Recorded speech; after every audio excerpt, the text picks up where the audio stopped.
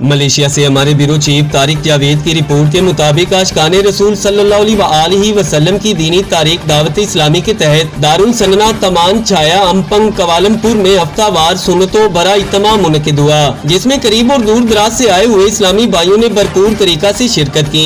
इज्तिमा का आगाज तिलावत कुरान पाक से हुआ। तिलावत करने का शर्फ उस्ताद खिजर को हासिल हुआ। इसके बाद अरफान अतारी ने नाज शरीफ का नजराना पेश किया। मजलिस शोरा के रुकन हाजी कारी अयाज अतारी सलमा बारी ने सुन्नतों भरा बयान फरमाया, जबकि बयान का मौजू था इख्तियारात आखिरी नबी मोहम्मद सल्लल्लाहु अलैहि वसल्लम। बयान के बाद रुकन शोरा ने ही हफ्तावार दरूद पाक सब इस्लामी भाइयों को पढ़ाए। दरूद शरीफ पढ़ाने के बाद रुकन शोरा हाजी कारी अयाज अतारी ने बैत करवाई। इस्लामी भाइयों को सिलसिला कादरिया रिजविया अतारिया में दाखिल किया। इसके बाद निगरान इमरान अतारी ने जिक्र अल्लाह करवाया। जिक्र अल्लाह के बाद रुकन शोरा ने ही रकत अंगेज दुआ करवाई। सब इस्लामी भाइयों ने मिलकर आकाए दो जहां हुजूर करीम सल्लल्लाहु अलैहि वसल्लम की बारगाह अक़दस में दरूदो सलाम के नजराने पेश किए। इज्तिमा का इख्तिताम लंगर तनावुल करने के बाद हुआ। लंगर खाने के बाद आशिकाने रसूल ने एक दूसरे से मुलाकात भी की। ज़ेरे एहतमाम निगरान दावत इस्लामी मलेशिया इमरान अतारी।